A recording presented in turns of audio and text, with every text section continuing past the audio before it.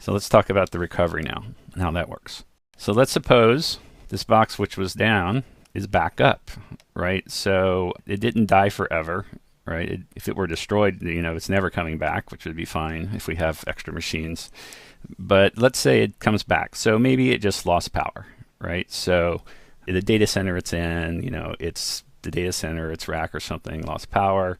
Now it's back up, right? Maybe a human never touched it. Just the power came back on, booted back up, and auto started the MongoD process on the server based on how we had set it up, let's suppose.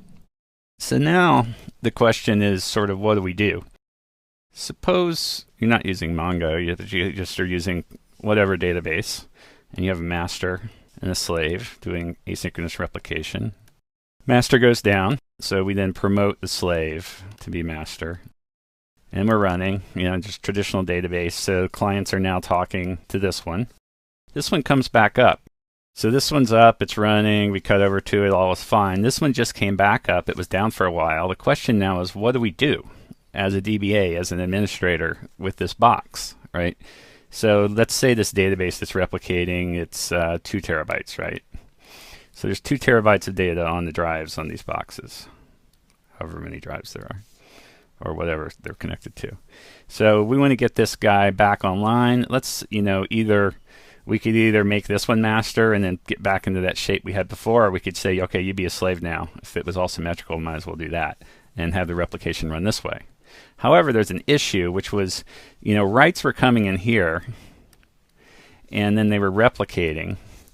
And it depends on the style of replication that was being done, but if it's asynchronous, that means that the write could be committed here, but never made it to here before this machine went down, right? So there was some sequence of writes, and they're replicating across here. I'm going to write them backwards, kind of in the order that they're received. So you could imagine, if you use this notation, that at the point this thing crashed, it had gotten to, say, W7. And then it crashed. But after W7 was committed. So W7's on disk, it's in the data files, committed. However, we only got to like W5 over here.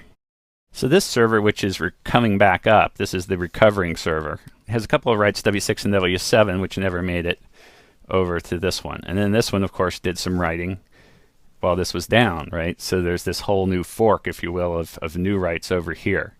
So how do we get this guy back in sync, right? That is the challenge. And so some products might have some features for this, but if they don't, one way to do it would be that you just completely wipe this box and you copy over all the files. And then once you've got an image from over here that's what you want, then the replication can start happening. So that would certainly be the kind of obvious and easy way to get it back in sync manually, looking back at a traditional manual scenario. However, if it's a pretty big database, 2 terabytes, it's going to take me a while to copy all that over. So I'd prefer to do something else, like maybe roll back just W6 and W7, which maybe those write operations were 200 kilobytes worth of writing, so much, much smaller than 2 terabytes. If I could roll those back and maybe archive them or do something with them, that would be nice, instead of having to copy over this whole 2 terabytes of data. And I think sometimes you could do that manually as a DBA, depending on the product, right? We could figure out, oh, this happened and it's out of sync, and I merge up those data sets and then I let it go again. But it would be manual work, and it might be not totally clear how to do that. So that's why I think recovery and automatic recovery of a member that was down is hard, right? So what the MongoDB replica sets do is they will automatically roll back these writes that didn't make it out the door to the other server, and they'll archive them. And now this is back to W5, so it can then begin to receive whatever that stream is from over here.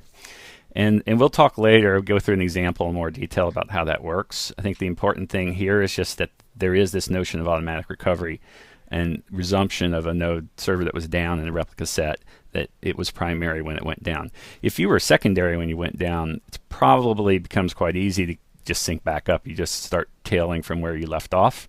Now, you might say, hey, well, I don't know if I like this roll back and archive, delete the data, i.e. roll it back and then archive it over here. I mean, what am I supposed to do with this now, right? So there is a facility to help make it unlikely that you'll need to access this archived data.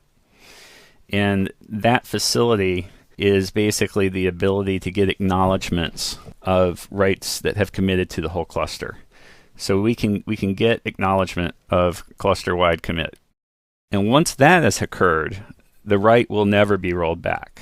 And we'll come back in a future section and we'll talk more about the details on cluster-wide commits, which use the get last error command and the w:" parameter to get last error.